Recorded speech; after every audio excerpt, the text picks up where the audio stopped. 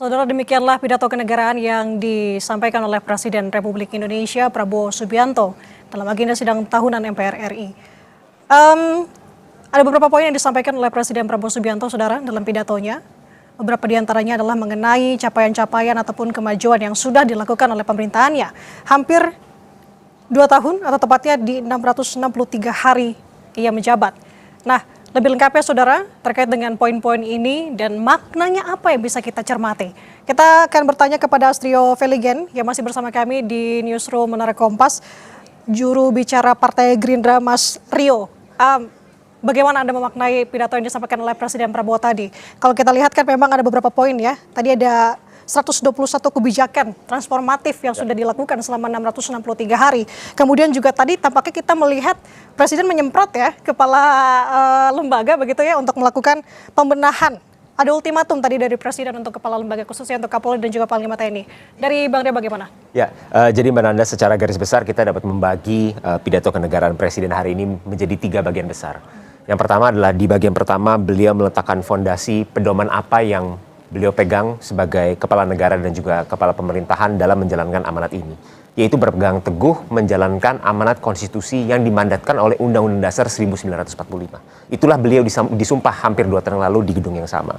Tujuan utama daripada Undang-Undang Dasar 1945 dapat kita lihat terutama di dalam pasal 33, yaitu bagaimana caranya kita sebagai sebuah negara memanage perekonomian kita, yaitulah perekonomian yang berdasarkan perekonomian kerakyatan, berdasarkan asas kekeluargaan, ekonomi daripada Pancasila. Itulah beliau dasar daripada di mana beliau disumpah. Bagian besar kedua adalah beliau juga mengakui bahwa apa yang sudah dicapai kita hari ini merupakan sebuah progres yang memang kita harus lihat secara objektif dan memang perlu kita apresiasi, tapi di sisi lain memang masih banyak work in progress. Masih banyak PR-PR yang juga perlu diselesaikan. Itulah tadi kenapa kalau kita lihat dalam beberapa kesempatan Presiden langsung menyampaikan langsung kepada jajarannya, pembantu-pembantunya, menteri-menteri, Panglima TNI dan juga bahkan Kapolri untuk semakin mengencarkan untuk supaya bagaimana caranya program ini dapat berjalan dan dapat dirasakan manfaatnya oleh masyarakat. Lalu yang terakhir adalah tentu saja pemaparan berbagai daripada program-program kerja, terutama yang kalau kita bisa bagi ini merupakan program-program kerja prioritas daripada pemerintah yang mencakup aspek tentu saja ada ketahanan pangan, ketahanan energi, pemberantasan kemiskinan, pembangunan ekonomi terutama ekonomi daripada di desa-desa, hilirisasi, industrialisasi, kesehatan hingga pendidikan yang merupakan bagian daripada apa yang kita sebut sebagai 8 pilar program kerja prioritas nasional. Nah, kami percaya ini merupakan sebuah work in progress. Kita harus bisa melihat ini secara objektif, banyak pencapaian-pencapaian yang memang harus kita apresiasi. Kalau kita lihat angka pertumbuhan ekonomi kita di first half atau paruh pertama tahun 2026 secara agregasi itu sekitar 5,45%, yang merupakan angka tertinggi, pertumbuhan tertinggi dalam 13 tahun terakhir. Nah, maaf saya potong Bang Rio. Ini juga menyinggung soal realisasi investasi tumbuh. Tadi juga sudah dipaparkan oleh Presiden Prabowo Subianto di 1.931 triliun begitu ya, yang menyebabkan terserapnya lapangan pekerjaan ada sebanyak 1,4 juta lapangan kerja untuk Januari sampai dengan Juni 2026. Nah, ini menarik. Saya punya data di sini, Bang Rio, dari Kemenaker dan juga dari BPS. Kalau dari Kemenaker sendiri, untuk Januari sampai dengan Juli 2026, itu ada sebanyak 43.805 buruh terkena PHK. Sedangkan kalau untuk BPS, untuk Mei 2026, untuk pengangguran ada di 7,22 juta orang yang tidak bekerja. Dan 1 jutanya ini merupakan lulusan perguruan tinggi atau sarjana. Bagaimana kita memaknai dengan data yang disampaikan oleh Presiden dengan data dari lembaga itu tadi? Jadi kalau kita berbicara tentang angka pengangguran, kita harus melihat ini dalam 2 level. Pertama adalah kita harus menyadari bahwa kita merupakan sebuah bangsa yang besar dengan populasi yang besar.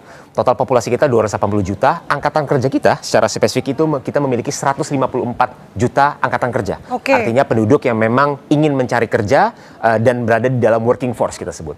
Dari 154 juta itu kurang lebih sekitar 147 juta itu bekerja. Sehingga ada gap, memang betul. Kalau kita berbicara angka terakhir yang dirilis oleh BPS, angka pengangguran kita turun ke tingkat 4,65%. Tapi betul, artinya ada sekitar kurang lebih 6 juta masyarakat kita yang ingin bekerja tapi belum mendapatkan pekerjaan. Jadi inilah di satu sisi ada datanya, tapi kita tidak boleh melihat angka-angka ini hanya sebagai data. Karena di balik 4,65%, walaupun itu pencapaian, Mbak Nanda, tapi itu artinya ada 6 juta masyarakat Indonesia yang ingin bekerja tapi belum mendapatkan pekerjaan. Nah, harus dilakukan beberapa affirmative action. Sebagai contoh, saat ini pemerintah menyadari bahwa klaster terbesar daripada angka pengangguran itu berada di anak-anak muda justru, dari usia 15 sampai 24 24 tahun. Ini yang paling banyak klaster penganggurannya. Kemarin sudah diluncurkan program magang nasional yang menyasar lebih dari 250.000 anak-anak Indonesia. Itu program magang dibayarkan oleh pemerintah. Dan sudah terjadi retention rate-nya sekitar 30% setelah selesai periode magang 6 bulan, akhirnya langsung bekerja diterima lanjut oleh perusahaan. Itu salah satu bentuk keberpihakan. Kedua adalah dengan menggencarkan investasi. Kenapa Presiden menyebutkan investasi? Tadi angka yang Mbak Nanda sebutkan. Di tahun ini, paruh pertama tahun 2026, target kita sudah sekitar 50% dari target investasi. 1.000 triliun lebih. Sudah melahirkan 1,4 juta pekerjaan. Kenapa ini penting, Mbak? Karena pekerjaan-pekerjaan yang dilahirkan daripada investasi, itu bukan hanya sekedar pekerjaan, tapi merupakan high paying jobs. Artinya pekerjaan yang memiliki upah yang baik. Nah, kedepannya fokus kita dua, Mbak Nanda. Satu adalah mengurangi secara konsisten angka pengangguran. Tapi yang kedua adalah bahkan untuk penduduk yang bekerja, komposisi daripada formalitas tenaga kerja ini harus ditingkatkan. Artinya harus lebih banyak tenaga kerja yang formal jika dibandingkan dengan yang informal. Maka ini kan jadi sorotan juga ya Bang Rio, apalagi kan kita ingat sekali masa kampanye ya, janji dari salah satu program prioritasnya adalah menciptakan 19 juta lapangan pekerjaan. Artinya dengan data-data tadi kan menjadi pertanyaannya, di mana janji itu? Ya, gitu kan pertanyaannya. Ya. Jadi kita perlu pahami, karena kita sebagai sebuah negara, kita masih sebuah negara yang populasinya berkembang. Indikasinya kita memiliki indikasi namanya TFR.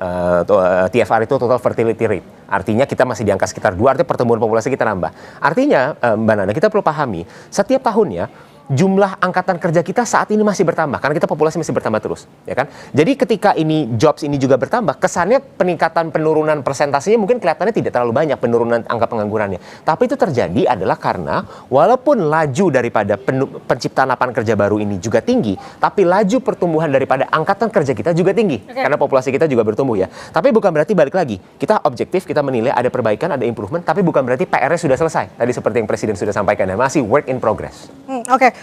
Tadi juga kita melihat ada remunerasi hakim ya. Tampaknya memang dari tahun lalu juga dijelaskan mengenai hakim gajinya naik 280% begitu ya. Tapi yang disoroti adalah bagaimana dengan nasib guru. Ya. Mungkin ada sedikit singkat saja bisa disampaikan. Ya, ini merupakan komitmen daripada Presiden dan juga Partai Gerindra melalui perwakilan kami di DPR RI untuk menjadi mitra pemerintah untuk terus memperjuangkan kenaikan daripada gaji-gaji guru-guru kita. Bukan hanya guru, kita berbicara tenaga kesehatan kita, kita berbicara ASN kita yang lainnya juga.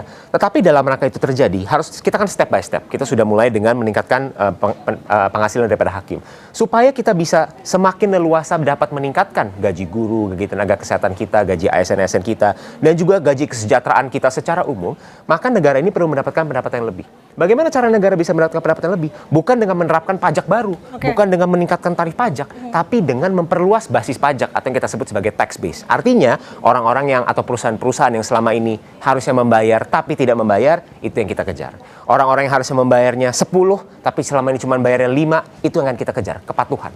Sehingga ini jika digabung dengan adanya PTDSI juga yang dapat mencegah kebocoran-kebocoran tadi yang Presiden sampaikan, ini akan menjadi sebuah kekuatan kolektif, penerimaan negara dapat bertambah secara eksponensial, dan negara mampu bukan hanya dapat meningkatkan gaji guru, gaji tenaga kesehatan kita, tapi juga lebih banyak membangun sekolah-sekolah, membangun jalan-jalan, memperbaiki infrastruktur, dan seterusnya. Oke, artinya masih banyak PR ya untuk pemerintah ke depannya, masih ada 3 tahun ke depan begitu ya. Lihat bagaimana juga tadi disampaikan oleh Presiden Prabowo Subianto bahwa memang ini belum selesai, masih banyak yang harus dituntaskan. Terima kasih juru bicara Partai Gerindra Astrio Veligan yang sudah meluangkan waktunya bersama dengan kami. Tadi juga ada Profesor Gun Herianto, Guru Besar Ilmu Komunikasi Politik UIN Jakarta. Saudara, terima kasih atas kebersamaan Anda. Laporan khusus sidang tahunan DPR dan pidato kenegaraan Presiden Republik Indonesia kami tutup hari ini. Saya Nanda Aprilia, terima kasih atas kebersamaan Anda. Selamat siang, sampai jumpa.